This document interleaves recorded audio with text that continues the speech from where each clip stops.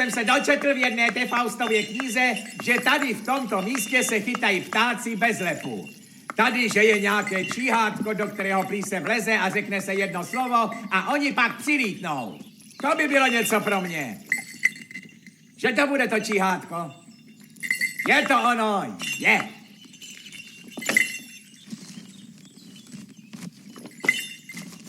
A hned tam stojí to první slovo, když chce, aby pták přilétl. A hned tu je. Řekne se piluke.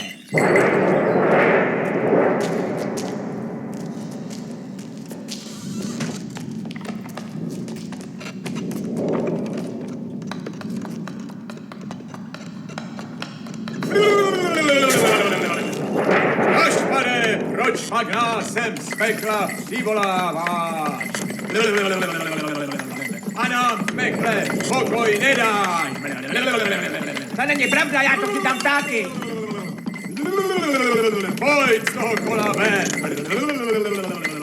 Pojď do toho kola sem. Já tam nesmím. Já zase nesmím ven. Kdybych tě mohl ven dostat, na 100 kusů bych tě roztrhal. I ty hloupí, to si neměl říkat. To já tu nebudu.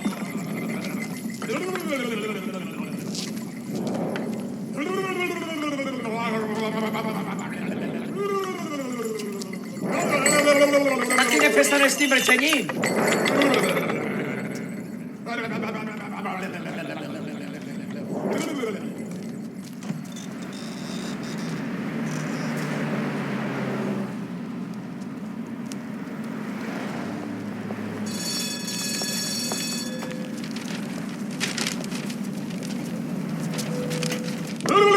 Padluke!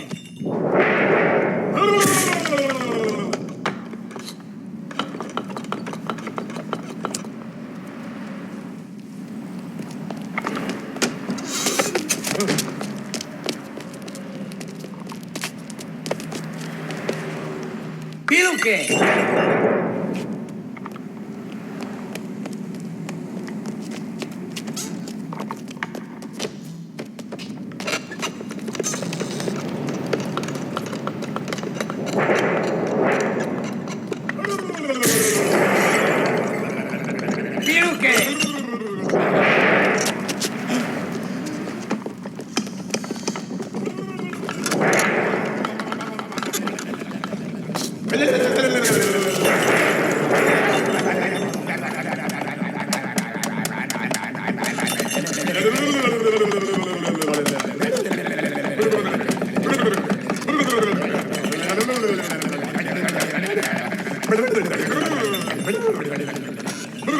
A hele, vy jste mě tu pěkná sebranka.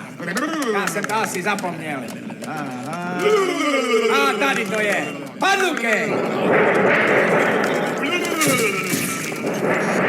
Vida, já si to asi spletl. Já, co jsem měl na něj křiknout padluke, já na něj křiknul piluke.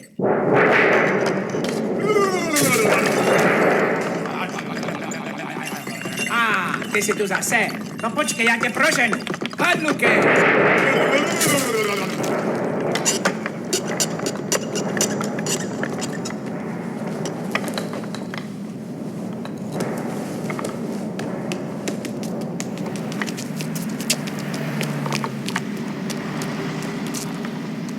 Piluke!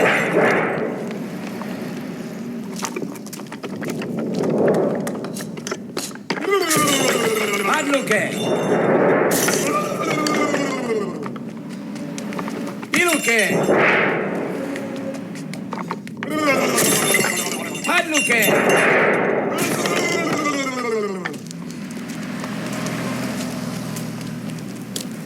Piluke!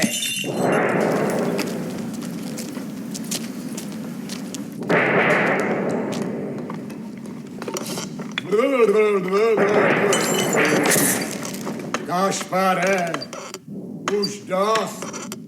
Už nemůžu. Padluke.